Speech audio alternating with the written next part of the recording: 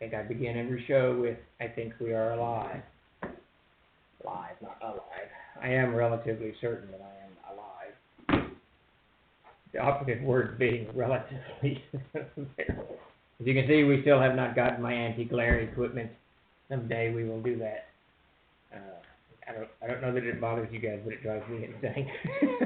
So, I just turn that on. I don't think so. I think I've tried that before.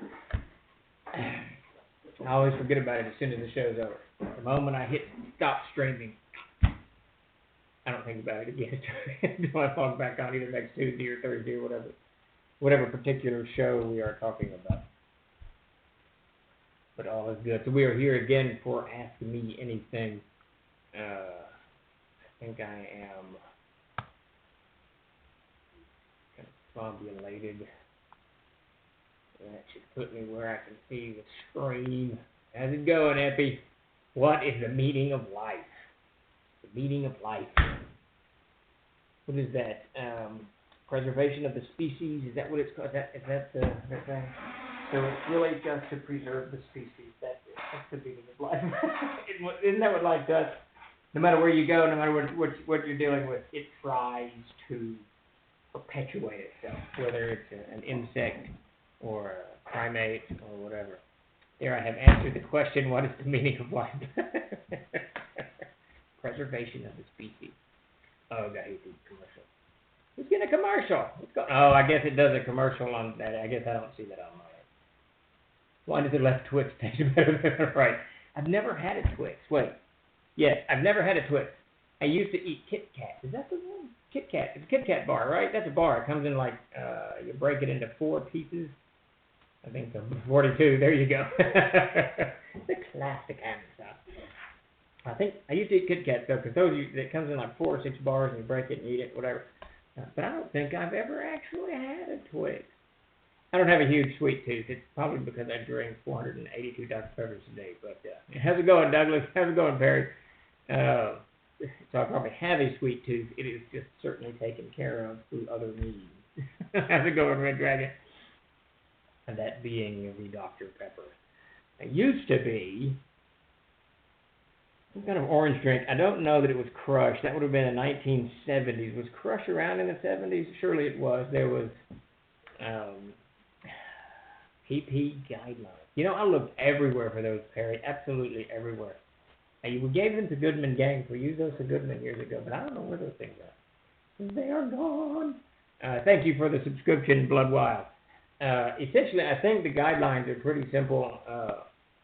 You can publish Castles and Crusade stuff as long as you don't do pornography or too adult content. They're going crazy with eating babies or whatever. You use the logo on the front page, and you have to link to the player's handbook on your website. There, now you got the guidelines. I'll write those up. I'll write the rules. They're somewhere around here, because I know that Goodman did some CNC books, man, a few years ago, and he wanted some kind of legal paperwork, which we trolls are reluctant to give being handshake people. So, so I drew something up for Goodman. I'll track it down. I think promptly right there after he claimed he owned the Troll Order. Was that Mongoose? I can't remember. Mongoose and I had a bet, Matt over at Mongoose years ago. I think I lost. So they might nominally own TLG. They do not. There was a drink I tried once called Cheer Wine. I have never had Cheer Wine. I have never even heard of Cheer Wine. That's like Jeffrey Talanian's Maynard drink. I can't remember the name of it. I will put something together, Perry. How's it going, DM Samuel? I know when I was a kid, when I was little, we weren't allowed a lot of sodas, but my grandfather had a store, an old store, really cool, wooden floor, the whole 9 yards, and a Coke box in the back of it. And how's it going, Blazing Ice? And in the Coke box, he had, it was one of those, the Coca-Cola written on the side, and you open the lid, and it's refrigerated. And he had, obviously, Coca-Cola, Dr. Pepper, and some kind of root beer. It was probably Frosty. I can't remember. Man, was that root beer good. It may have been A&W, but I don't even think it was either one of those things, but I don't know. And then there was an orange drink that I really, really liked. It might have been Crush. There was another orange drink, too, that was real popular. I can't remember, but that's what I actually drank before I discovered Dr. Pepper. When we come to visit, I'll bring Cheerwine and Dr. Enough. There you go. Do it. I will try just about anything, but I always wonder back to Dr. Pepper. It just tastes so very, very good. I really should be a spokesman for Dr. Pepper. I should just leave DLG and go and speak for Dr. Pepper. We used to drink Shasta Black Cherry Soda. Oh, wow. That's a lot. I don't think I've ever had that either. I just can't remember what orange drink that was. There was all kinds of sodas, of course. Of course, they didn't have the sugar-free and the caffeine-free and all that business back in the 70s. It was pretty much, it was the Wild West of soda drink, I guess. You just drank everything. Oh, man, I love 7-Up. Oh, yeah. Okay, so you're right. That's, yes, big one. 7-Up in the big green bottles. It was gold glass bottles, or gold bottles, if you could find one, was absolutely delicious. I have not ever been able to go back to 7-Up. I've tried innumerable times, but I've never found it in a bottle, not in 20 years. But that 7-Up, man, was that good. They're actually where I was born, in Monticello, Arkansas. There was a bottling plant, a 7-Up and Coca-Cola bottling plant. So they had, it was there always. It was great. So easy to get a hold of that 7-Up. Not so much anymore. I think they do weird things with, they have like a bag of the dry stuff put together and they mix liquids in. It's just it's a different process, I think, than it was in the olden times. How's it going, Omut? We're talking soda right now, Shasta. I don't know if I've ever had Shasta. I certainly have. I'm sure that I've had at some point. But I remember when we were little, we really didn't get a lot of sodas. When we were little, we weren't allowed any. I only could get some from my grandfather's store, and that's actually where I discovered Dr. Pepper. And then later when we moved to Germany, because the water was very different, we were allowed a 6-pack soda a week, and my oldest brother got Pepsi, and Davis got Coke, and of course I got Dr. Pepper. Sister got root beer, I think. But, so that became kind of the de facto sodas in the house, those four. So I'm going to have to think of that orange drink. I don't think it was Orange Crush. The Orange Crush is really, really good. Without a doubt. Virgil's Root Beer. I'm going to have to track that down, Effie. Now, it might have been Sunkist, Josh. It may have been. I don't think it was Santa Red Dragon. It was probably, I don't know. I need to look at old orange drinks. It was probably Crush, and the bottle was different. Because I'm kind of remembering a dude with a beard with that. I think that was the Frosty Root Beer, right? That's their logo. Sunkist is good too, though. But root beer, I can only do. I really like root beer, but it's so sweet. And I really only do it about once a month, maybe. It's just the word hero is overused in this day and age, but clearly I am one. There you go, Barry. Dr. Pepper makes the worst whiskey go down so well. Well, so long as you have found a use for it, Omut, that's the important thing. I just absolutely love cold Dr. Pepper in a can. There's absolutely nothing that beats it. It makes me extraordinarily happy. It really is, Stephen Chenault. They've changed the way they do it, and they've changed the sugars, of course. There's artificial sweeteners now that they do, and all this other crap. But I was actually watching how they manufacture. It was either Coke or Dr. Pepper. I can't remember which one it was. I think it was Dr. Pepper. They got the flavors, the 23 flavors or whatever. And it came in bags.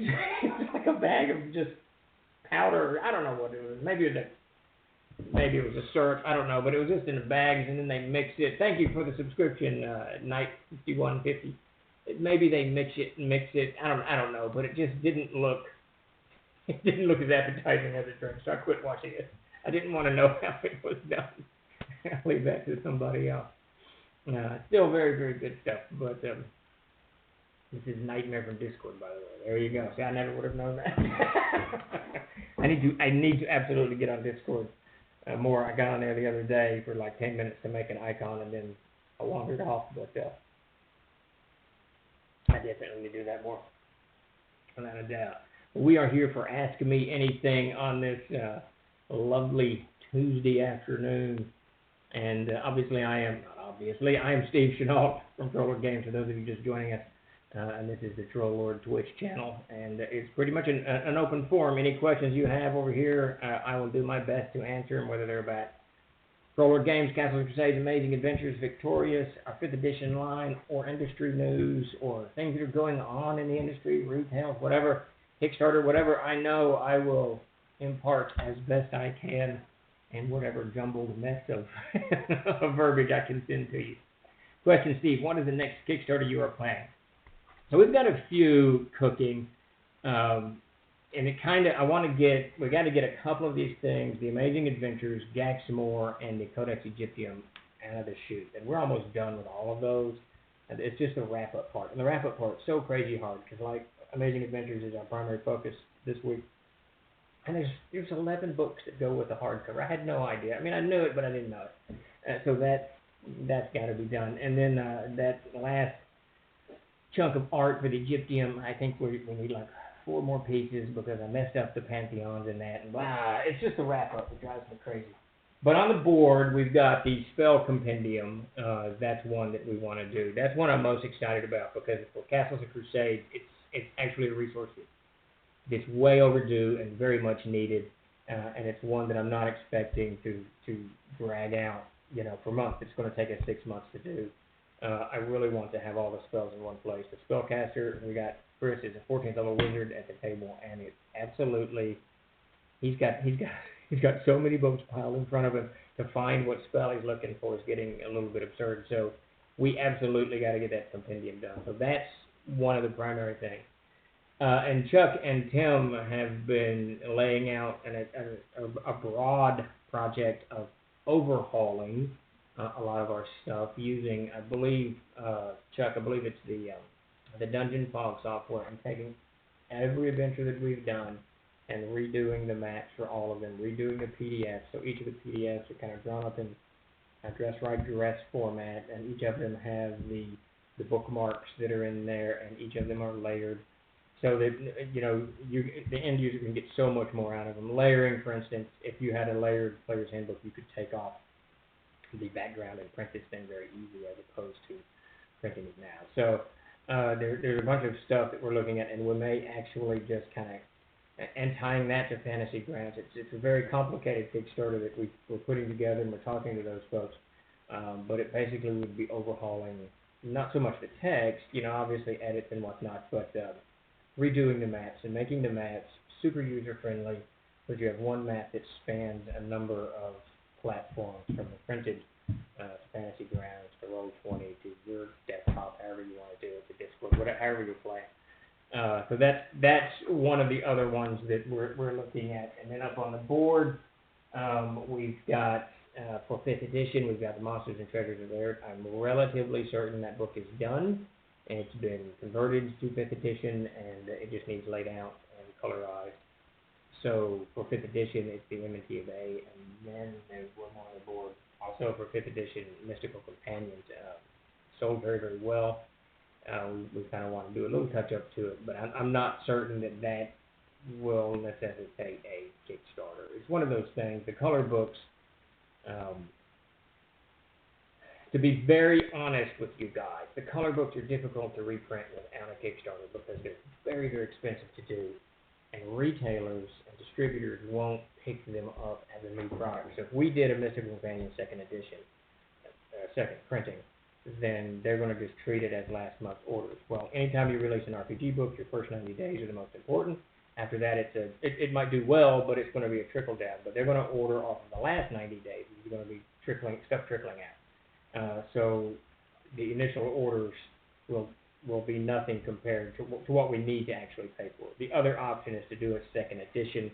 It's one of so many game systems will do, not a second printing like we do, but a 2nd edition, because then they can do a new stock code, new ISBN, new covers, new rules, new everything, so that the distributors and retailers can see it coming down the line.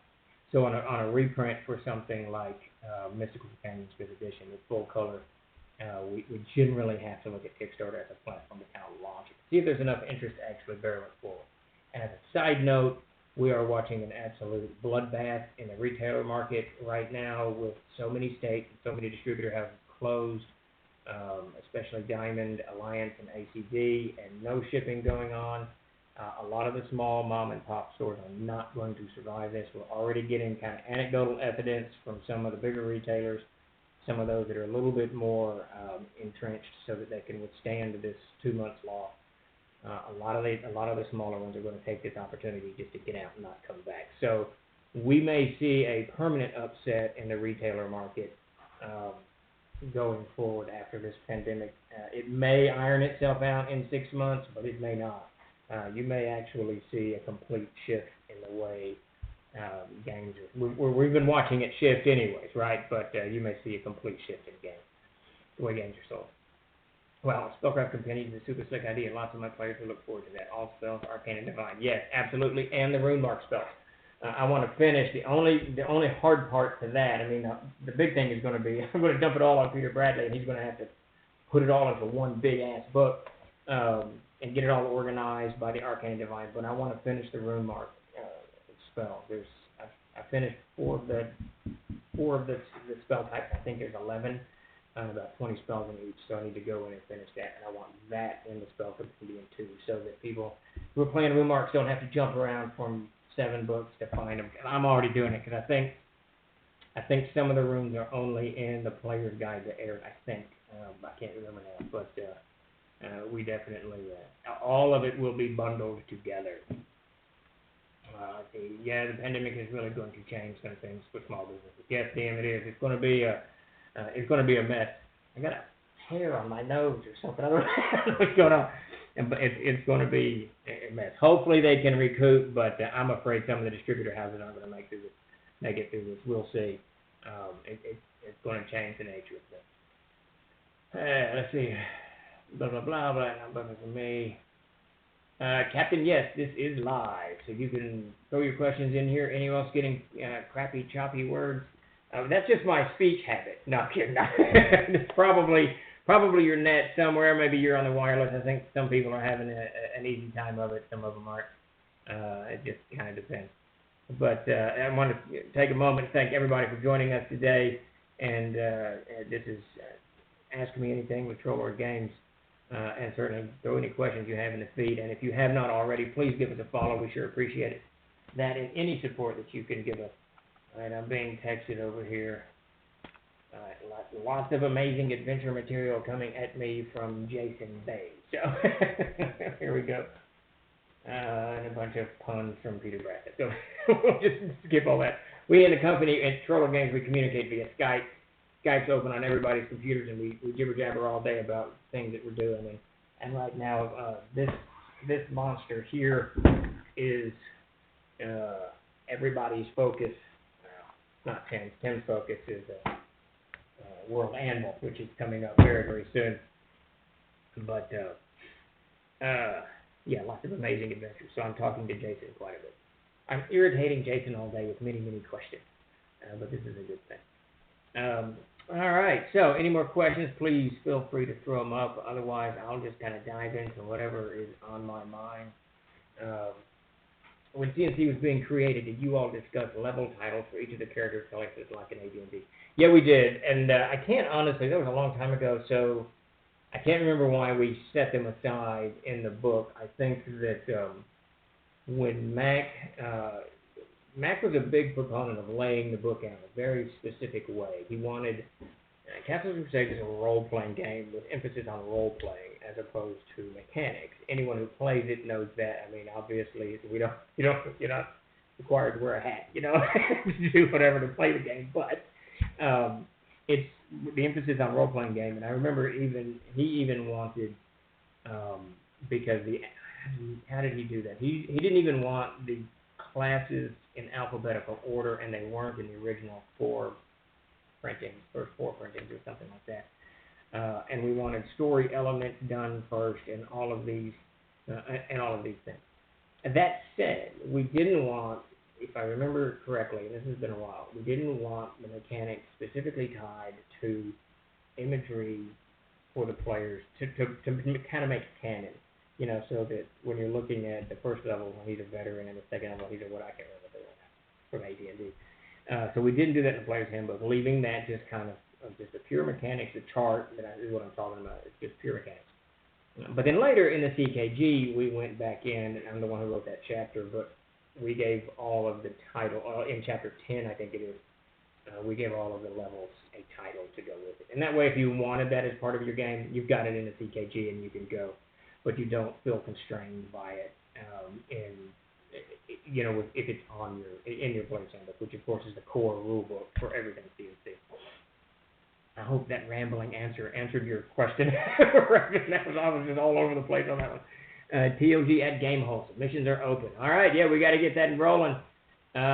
We've already got, I think we've got the corner booth, a corner booth, not the corner booth. There's not just one corner at Gamehole, but we've got a corner booth reserved. I think Chuck's taking care of that. That's all. That's Chuck's domain. Babunski, for those of you who may not know, Babunski here is Chuck Kumbo, and he runs all of this stuff for us. And he's taken over the mantle of conventions. He's got us set up in the virtual Hobart Con coming up in a week or two. I don't know, some point. Well, that should be Raven. If you backed the Kickstarter, which you clearly did, you should be getting a PDF in the next. It probably won't be tomorrow. We're doing a bunch of World Anvil stuff tomorrow, though we may do it tomorrow. If not, it'll be Thursday. So within the next 48 hours, you should have a PDF of that. Now, it'll be the second printing, of course. We're just going to give everybody access to the CKG that doesn't have it, that backed the Kickstarter, so that you guys can start. You can see what's in there and start using it. I mean, it's chock full of material, even without the additions to it. So you should have that very soon. I'll talk to Tim tomorrow. He's coming down. We're going to do a big World Anvil release tomorrow. I believe we're on track for a 1 o'clock or maybe noon. I don't know. I think we lost Tim again, but his internet's horrible where he is for the debut of our World Anvil. So that'll be open up. And after that's done, we'll start hounding Tim with other things in the CKG at the top of my list. So, CNC Great D&D Alternative or Greatest D&D Alternative. Well, you know, I'm an old AD&D hound. I absolutely loved Advanced Dungeons & Dragons. I don't think I ever played 2nd edition. I may have once or twice in the Army. I played 3rd edition just a little bit. It was just too heavy for me. I never played 4th, and I still have yet to play 5th. So AD&D, of the Dungeons & Dragons, AD&D is still my pick. It was just so... It was so rules light for a game that had a lot of rules. Most of those govern the character, right? And I didn't have to do anything. I just make stuff up, and it was awesome. Yeah, I'm an old AD&D hound.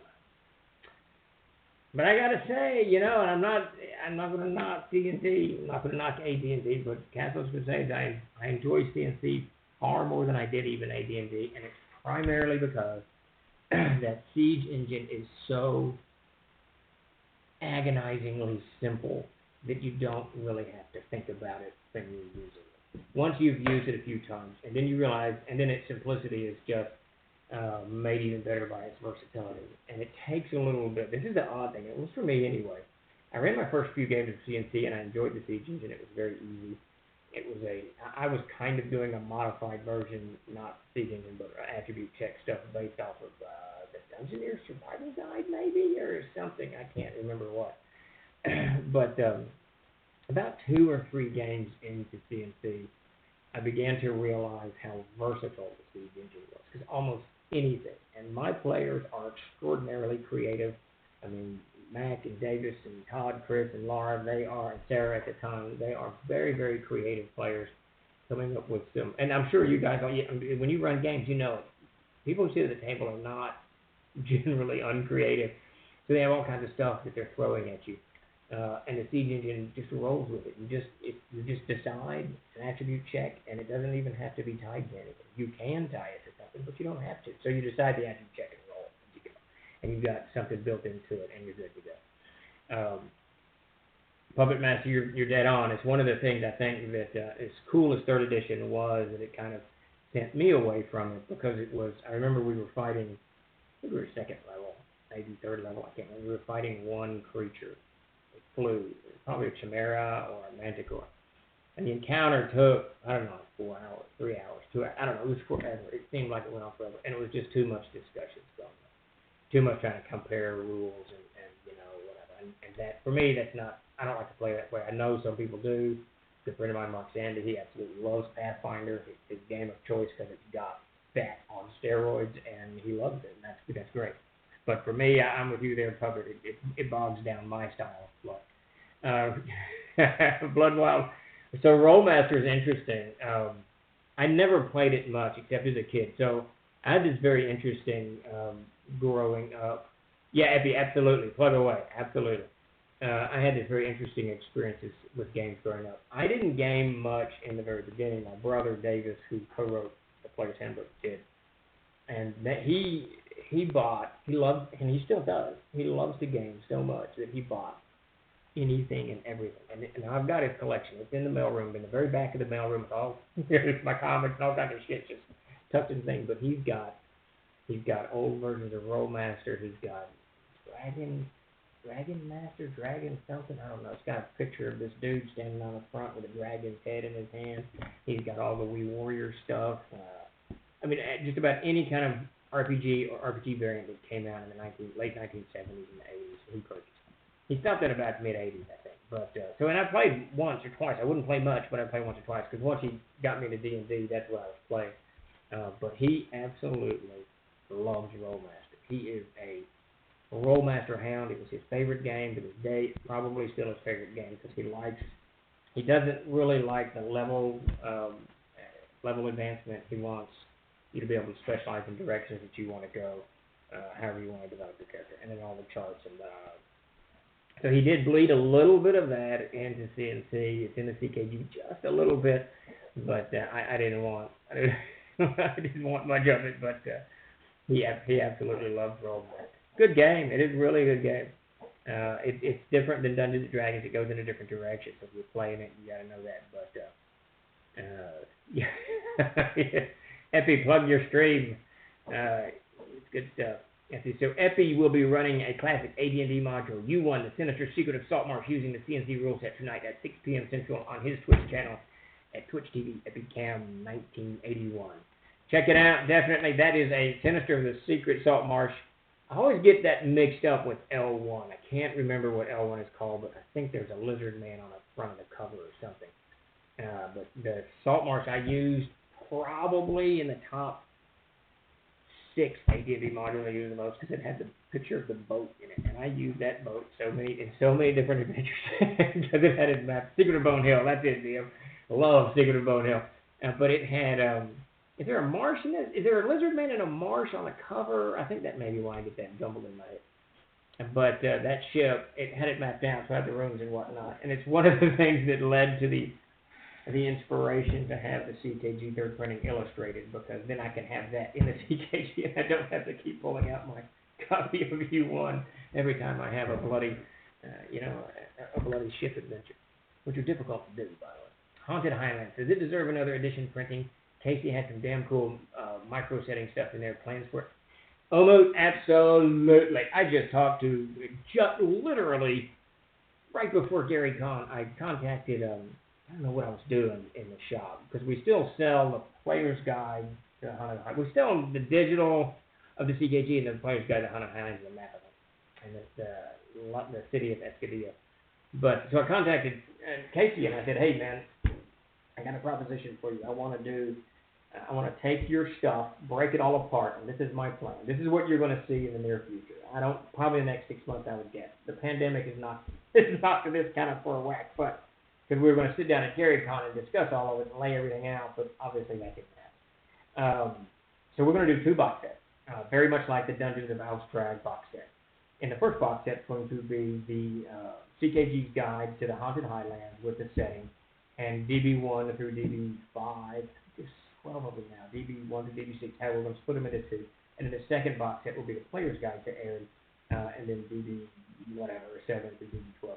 So that in these 2 box sets, you can get everything that you want, the maps, the setting guide, the CKG Guide, the Player's Guide, and 11 or 12 adventures. I honestly can't remember how many it is, because there's one that's free-floating. There's, I think there's 10 in the PKG to the Haunted Highlands, and then one that's free floating out here, then one that we haven't ever actually put out. So yeah, that we're going to have 2 box sets on that and do the whole thing up in this nice package deal. So I'm super stoked on that because honestly, the Haunted Highlands is one of the coolest settings out there, and it is a micro setting, like you said. It's not world shaking. We put it in the world of Arid, so if you want to be in the world of Arid, it's easy to do, but it's easy to put into any world that you have. And Casey is an exceptionally good writer, and his stuff is awesome.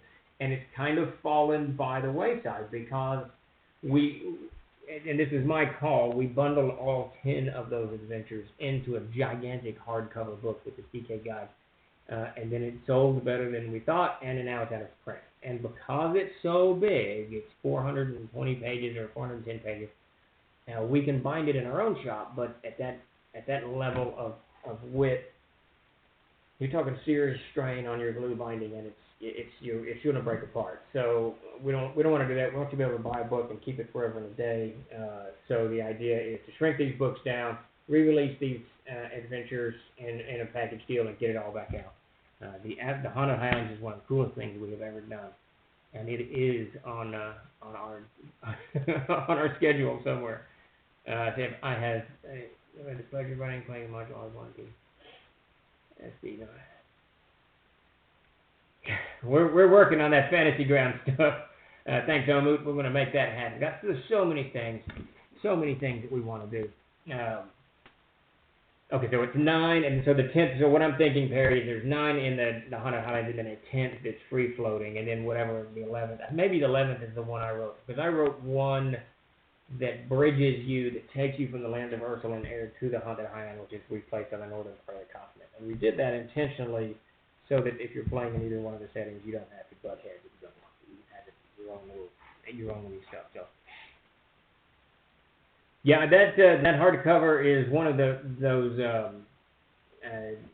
John is one of those that I just felt was too big. It was just too large, too thick. And it may not be so much the page count as the paper width is too large, making the book itself too big. It needed to probably have had a 70-pound lighter weight paper on it, but we went Fortunes of 3. That was one.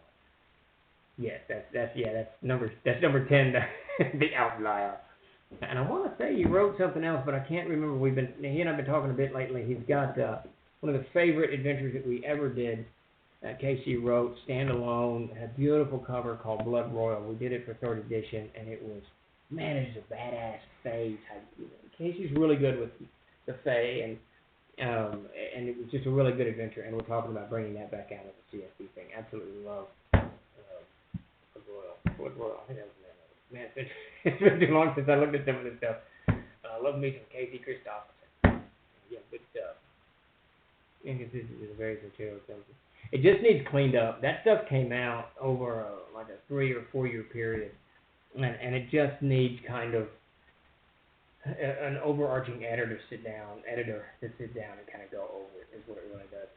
They were released, once every 4 or 5 months, and then later kind of bound together. So, like much of the early material, it needs.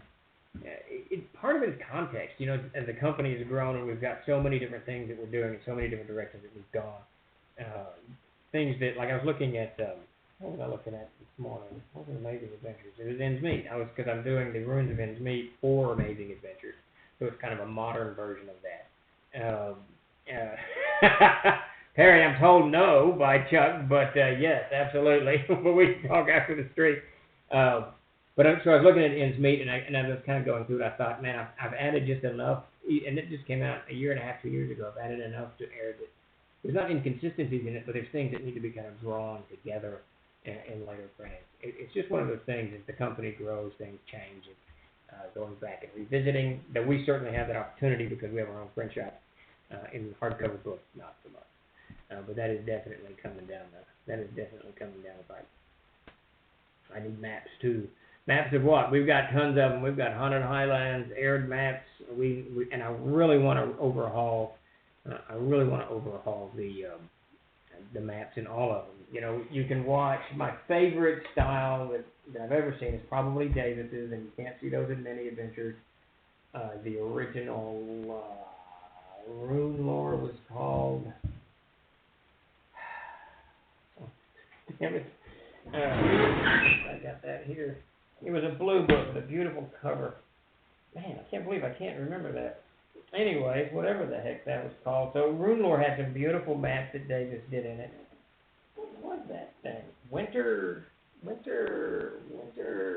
something? Damn it. I thought I had that in there. Alright. Well, I did at one point.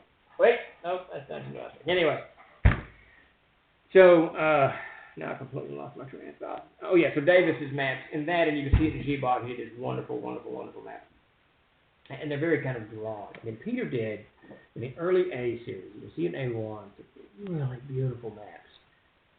He had more time in those days, much smaller, and at a certain point we had to streamline, and he kind of perfected his ability to do maps in a technical format and not so much in artistic. So you see him break away from that by like A4, A3, the pyramid, whichever one is the pyramid.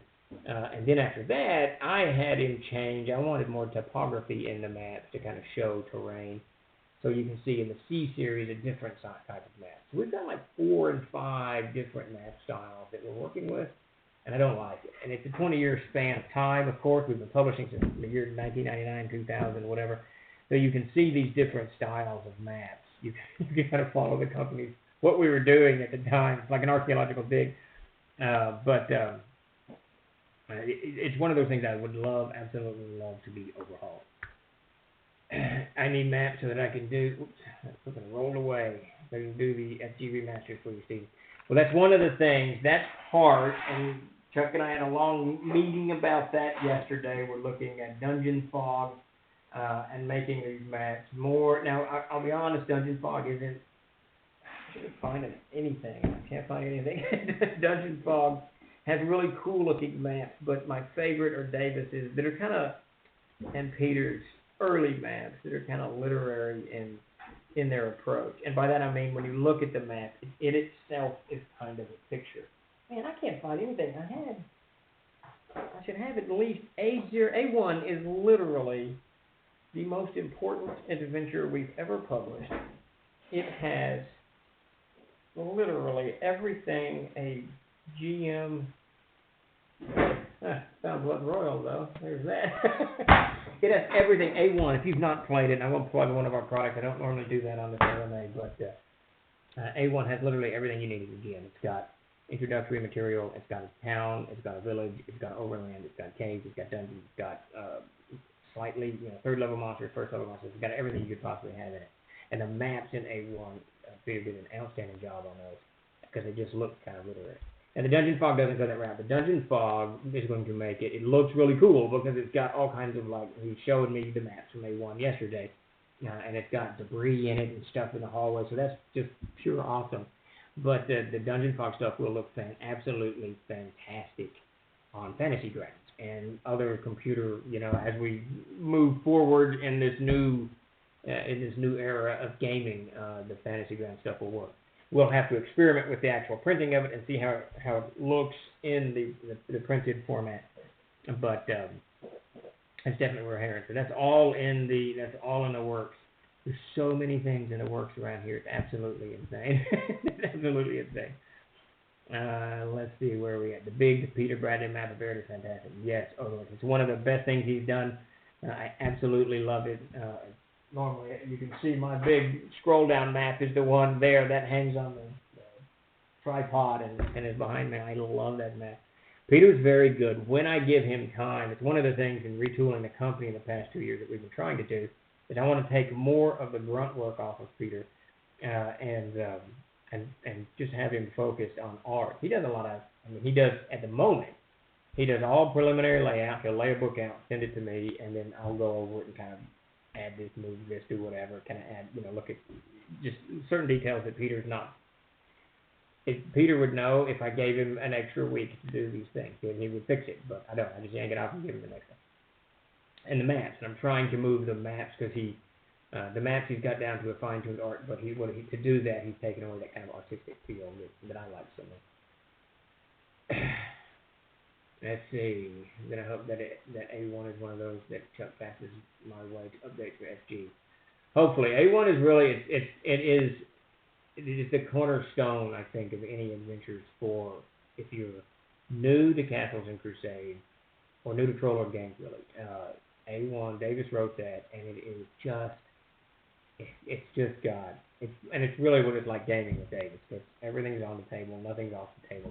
There's nothing rote. There's not going to be anything that that you're going to go through room to room to room to room. There's an adventure built all kinds of stuff. Well, there you go. That took far too much effort for the payoff.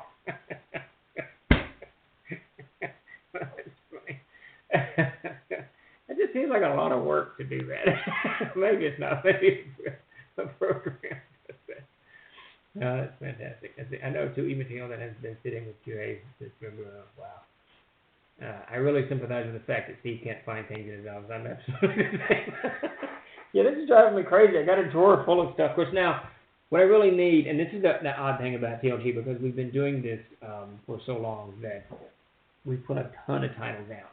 And half of what we put out is discontinued. Right? All the Gary Gygax stuff is discontinued. But what I would really like is like a bookshelf over here that's got one copy of everything that we've ever published in chronological order. That way I can go to a year and say, this is whatever, and pull something out. Because I was poking around. I needed some random art for something. The Deeper Dark Trilogy, Amazing Adventures, 5th edition. And I just needed a picture of,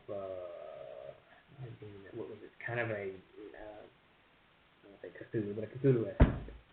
So I started poking around, and I found, and I hadn't even known, I had completely forgotten about these things. They had been sitting in a file. Some, like 20 monsters that Brian Schwartz did for us 2004, 2005. And they were just sitting there unused. So I snatched those out and found what I needed. But there's just tons of stuff. There's just tons of stuff. And I've had the books. Maybe I can look at them and find what I was looking for. No, I doubt it. Let's see. Any more questions rolling around. If you have not, please give us a follow if you haven't already. We sure appreciate any kind of support that you guys can give us here over Twitch. We're building this channel. We have Ask Me Anything every Tuesday at 4, and on Wednesdays at noon or 1. I can't remember which. I think it's 1. We do World Anvil, and then on Thursdays I'm back again for GM Tricks of the Trade at 8 p.m. Central Standard Time. So please join us if you can, and follow us if you would. We sure appreciate it. There was some talk a while ago about putting levels 13 to 24 for characters in the PHP. Is that still being considered? I don't think so. We're going to put those in the CKG. I kind of want them in the player's handbook, but the problem is it's going to knock that book up another signature at least, if not 2, which is going to be 32 pages, which is going to put it at like 220 something pages, 196 now, isn't it? Which is going to start knocking it into a new price bracket, which is going to make the book more expensive. Though it makes it more useful for the players because it's out of the CKG and it's where they need it. At the moment, I don't think we're going to do that simply because it's just logistically I don't like it. The other side to that coin, Mac never wanted. Actually, I won't say never, because now that his character's 15th level, he's a little different. But the game was kind of designed to end at 13th level. So you get to 13th level, start a new game. Get to 13th level, start a new game. So he kind of wants that purity of the player's handbook put together. And so Mac isn't officially with the company. The last time I talked to him about Troll Lord business was yesterday. So he and I game together, and very little happens around here that I don't give Mac a call and run things by him. He's a good game designer. He's a great gamer, and I rely on Mac a lot. Players of the Adventurers Backpack, when I wrote I think I wrote most of those classes. I think David wrote a couple. All of them went to Mac to kind of cycle through. So as it stands right now, we're looking to keep those out. So I'm going to say this, we're creeping towards an 8th printing of the Player's Handbook. Yeah, it would actually fit in the backpack. The backpack's only 160 pages. Right? That I actually do have. Oh, it's not even that. It's 36 pages. So they would actually fit in, and that would actually that's not a bad idea. That would give at least the players that content right there in front of them. Otherwise, it is kind of obnoxious to have to go to the CKG and find out what your character can actually do. So that's never fun. And that's actually, interestingly enough, despite my reticence in putting it in the player's handbook, I'm the type of GM that I am. I really don't like to know what players can do. I don't want to know what characters can do. I don't bother myself with that. It's always a surprise to me when they do stuff, and it's a new level. You know, they gain this power. I don't know. I haven't read it since we first put the player's handbook out, unless I've played the character itself. So I don't know what these things do. So I don't really like the GM to take over that part of it. So it really should be in the player's handbook or the adventurer's backpack or somewhere in that. On the TLG website, is there details on submitting a module? I believe so. I believe that we were hounded into putting that up. Perry, I think you're the one that got us to put that up.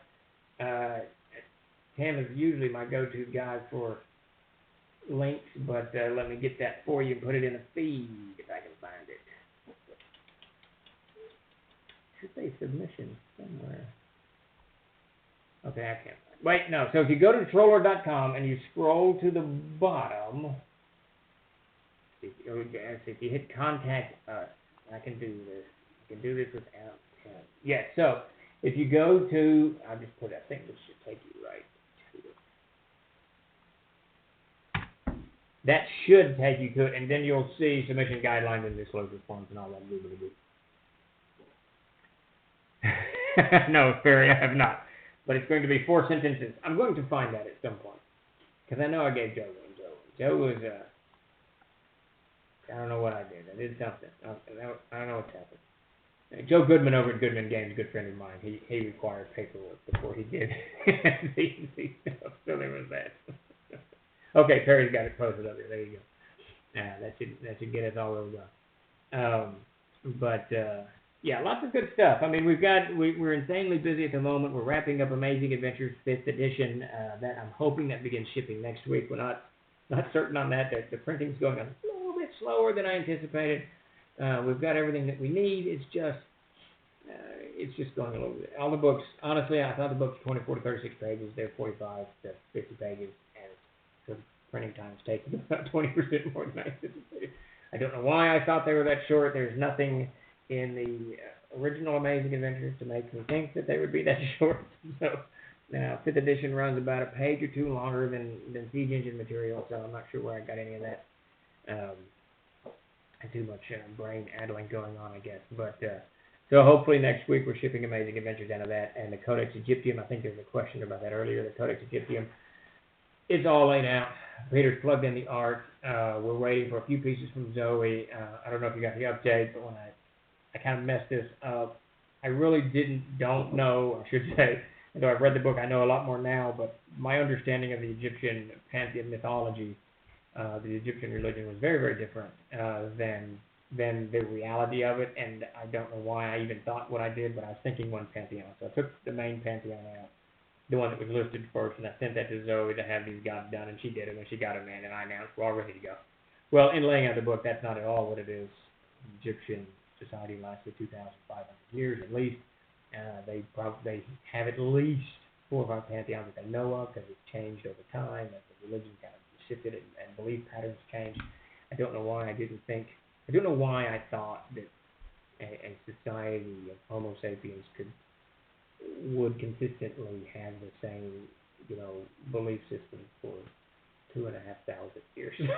There's nothing in our history to kind of to say that that's the way it has been. So once I discovered that, I immediately came running back to Zoe, hey, help, can you get me more gods? So she's been working on those, and in the meantime, Peter's been kind of, and then we had a lot of other issues that I wanted added. It wasn't issues with the manuscript, it's things that I wanted added once I had kind of read it more carefully and said, okay, we need this. So all that's been added, that's all done. We're waiting for the last piece of artwork, and the Codex 𝚃𝚘𝚕𝚔, it's done, it's ready for layout. As soon as Peter's done there, we're going to send that to him, and now we're getting a log jam on his desk because the Memorial Tomb, Ernest Gygax's Memorial Tomb, it too has landed on the desk, and it's ready for layout. So Peter Bradley, not only does he have a few, 2 more books for the Amazing Adventures to lay out, but he's got the finished Codex Egyptium, Codex 𝚃𝚘𝚕𝚔, and the Memorial Tomb. He has not threatened to kill me yet, but I'm sure that's coming down the pipe. Was there a reprint, reworking of the book of Gods and Monsters in the works? Almost absolutely, yes. I was actually working on that last week. So Davis redid. It's not going to be a reprinting. This is going to be one of the few times you see TLG do an actual second edition. The first of Gods and Monsters was really good, and that's still a great resource. But what I want on this one, and I sat down with Davis and we kind of redirected it. I want it to be a manual that's more geared towards playing gods and playing with gods and how to use gods at the table, as opposed to just a listing of gods. So the first, 8 or 9 pages of it is just kind of essays that Davis wrote. One's about pantheistic religions, how they operate. One's about sacrifices. One's about holy symbols, stuff like that. Stuff that you can actually use at a table. Now, I have to go back in and kind of flesh that out. I asked Davis to go technical on it from an anthropological point of view. And I'm going to go back in kind of from a mechanics point of view and add a little bit, not a lot, but a little bit here and there, and kind of flesh that out. In the meantime, I've asked Davis to make a pantheon with the kobolds, a pantheon for the goblins, a pantheon for blah, blah, blah, all the other humanoids. So at the end of the day, we'll have an arid pantheon, and then we'll have pantheons for all of these humanoids and the demi-humans, and this kind of, not a rule set, I don't want to say it that way, but this kind of guidelines on how to better make gods a part of your game. So of Gods and Monsters, the title may change. I don't know, because the title, I've kind of thrown all the monsters out, though I may put them back in. I don't know. There's another thing that I want to do with that. And I'll get to your question, Carl Garth, in just a second, because it's all, your question ties in with Omut's question. So with this book, with Gods and Monsters, if it gets retitled, because it's going to be more believers in God, that type of book that we're doing. And if you can imagine, if you'll picture that as your end cap of the series, and then the Codex Keltarum, Codex Nordica, I can't remember the other ones, Codex Slavorum, Codex Germania, Codex, what am I missing? Germania, Slavorum, Classicum, and then Codex Egyptium, and he's working on, and to answer your question, Rolgraf, he is finished with the Chinese, I think, and he's working on a Korean one. And then at the end of this end cap, so at the one end of it is of God and Monsters, then there's all of these mythos books in the series, and at the end of it is the monsters of these pantheons. So what I want to do is extract the monsters from each book and put them in their own book at the end of it. And it's a little bit redundant because you're going to see stuff kind of repeated from, the Codex Keltarum is going to also go into this book if I end up doing this. So that's kind of how that ties together. Whether, to answer the question you didn't ask, whether the book is going to definitely get a second printing, and that's a huge, if you get right beyond Spell Compendium, Planescapes /abstract, /Gods and Monsters is what I want to be working on in the latter part of this year. That's what I really want to do. So the idea is this deity book, it's got just all this kind of meshed demi-human, humanoid, and rulescapes on how to play them, and then your various human mythologies going down, and at the end of it, just a collection of monsters. So it's going to be really powerful monsters. But I want to keep the monsters in each of their own books, also because you may not want all of that. You may just want the Codex Germania, so you should be able to get those monsters as well. So there'll be a little bit of redundancy in it, but not too very much, I don't think. So that's the big picture plan on that, and that ties in with Planescape, which of course ties in with Abstract, it being one of the major planes. So those are the things that I'm hoping, once we've cleared the wood of Egyptium, Amazing Adventures, and Gaxmore, is that Davis and I, and he's almost done with the NPC Almanac. The pandemic has kind of knocked his schedule for a mess when all the schools closed, and all 4 of his children ended up at home, so he's taking care of 4 little people all day. And that hammered his writing schedule. And I think he's now getting up at like 1 in the morning and working until like 5 or something. It's crazy. Where are we at? Fantastic. No, absolutely. Fire them away, Omut. It's really good. It helps me kind of refresh what we're doing. What I really, really want to be working on is that Planescape book. And that's what is most on my mind because it ties into Abstract, which is what I want to do next. But I want to get all the planes. And when I wrote for Tome of the Unclean, the Gahana stuff, I enjoyed it so much. Kind of taking traditional Dungeons and Dragons approaches to these planes and taking the traditional idea of what these planes were and meshing them with my own mythologies of Aird and kind of making them so that they look the same, so that nobody feels like a fish out of water, but they're still very playable in kind of the whole area mythos. So it's really been on my mind since I worked on Tunnel the Unclean. I want to do all of them. I want to do all of those planes, Elysium Fields, all of that stuff. So Planescape is uppermost on my mind, and that is intimately tied to Of Gods and Monsters and House Trag and the Mythos series and all of these things. So that's really I want my goal was what was last month? March. My goal was March 30th, 31st, whatever, end of March. Have Amazing Adventures in Gyptium and Gaxmar done. I completely missed that goal. That goal hammered utterly. We should have Amazing Adventures completely done by the end of this month, and Egyptian done by the end of this month, and Gaxmar maybe 2 weeks after that. And once those guys are off the chart and done, my schedule's free and clear, and I can get back to work on this other stuff. David should be about done with the NPC book, and then he and I can sit down, because he and I work very well together with this type of stuff. So I'm really hoping that as this year unfolds, we're able to just dive into this stuff. It's really what's next. And it's really for me, in the big picture of TLG, of Castles and Crusades, in the big picture, it's the part that's missing. I mean, we've got kind of everything covered, except if you want to go plane traveling. We got 1 page in the Adventurer's Backpack, I think, and a little bit in the Codex of Air, like 4 or 5 pages. And if you don't play the Codex of Air, guys, if you're not in the world of Air, then it does you no good. Since you are going to print a book with all of the spells in it, with the new C&C Player's Handbook not have the spell? No, it'll still have it. The Player's Handbook will always stay the Player's Handbook as it is. I don't intend on touching that book much. This is what Oma was asking earlier about adding stuff to it, other than minor fixes. I always want people to be able to grab the Player's Handbook and start playing. So you're going to see some redundancy here and there, but it's almost inevitable. What spells affect ghosts and specters? I don't know, Captain Offhand. That's one of those things that I alluded to earlier. I really don't, as a GM, I don't mess much with the players. They tell me what stuff does. If it seems crazy or off the scales, then I might go read the spell.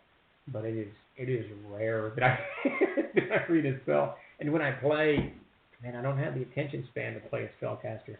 I almost always play a fighter, sometimes a cleric. I do like clerics, but their spells are really simple. I tell you, I kind of avoid that question. I cannot answer. Surely someone here can answer that for you, or in the Discord, without a doubt. As I mentioned earlier, if you have not, please give us a follow. We sure appreciate it, and we appreciate everybody coming out on this Tuesday afternoon to join us in this Ask Me Anything. We will be back again tomorrow for a 2-hour special World Anvil opening. We're going to officially launch the World of Air on World Anvil and invite everybody to join. So Tim and I'll be in. Tim will be here mostly. I'll be in and out. Still lots of stuff to do, so I can't pin down 2 hours for that. We've got too much Amazing Adventures to get out. But definitely join us tomorrow at noon or 1. I'm not sure. We'll put it out everywhere. Chuck, do you know what time we're doing it tomorrow? And then join me again on the Thursday at 8 p.m. Central Standard Time, and we're doing another GM Tricks of the Trade. So come on out. We absolutely love that panel, that stream, whatever we call these things. If you're game, yeah, do it. If we got it, you just tell me what to do, man. But I love hearing from everybody. It's really, really cool. With the quarantine, a lot of CKs and players using Roll20 for Wizard Games. TLG's website shows partner with Fantasy Grounds. Any plans for any Roll20 CNC support? Absolutely. Now, Fantasy Grounds is our primary focus at the moment, but part of Chuck's, it's 1 p.m., so we'll be tomorrow from 1 to 3, we'll be here for World Anvil. But Brian, absolutely, Roll20 is right up there with Fantasy Grounds. We're looking at what we need to do to get out there. That is a department of the company that Tim and Chuck are managing. I am a part of it, only in that I'll say, I don't know what you're talking about. I handle the printing and the other side of it. Digital is not my, it is becoming my cup of tea, but it is not my normal cup of tea. We were messing with something the other day, and I couldn't get something to work. Tim shot over and Skyped to me and said, it's kind of sad, Steve. All you ever wanted was to print books and ride a horse. Indeed, indeed. I'm going to get that horse one of these days. We are going to raid Reaper in Reaper miniatures, so hang on while we set this raid up. So what's going to happen is Chuck's going to raid Reaper. Now Reaper, we've had this great, a great relationship with Reaper since the very, very beginning.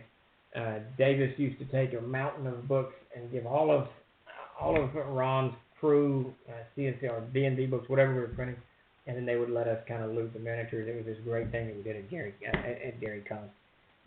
Just really cool. And I have since, for years, I just sent Reaper boxes of stuff. So, so we're going to raid their Twitch stream here in just a minute. So what that basically means, if you can hang out after I log off just for a minute or so, Chuck will bring us over there through some kind of magical stuff, and we will all be in Reaper Miniatures twitching. So everybody, thank you very much for joining me today. We'll see you tomorrow and Thursday and again next week.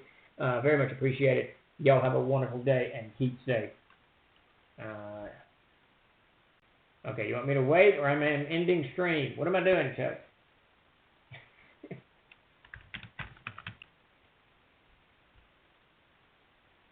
I don't know. I don't know how this goes. We've done this like 10 times and I still don't know this. Okay, I'm ending stream. Good night, everybody.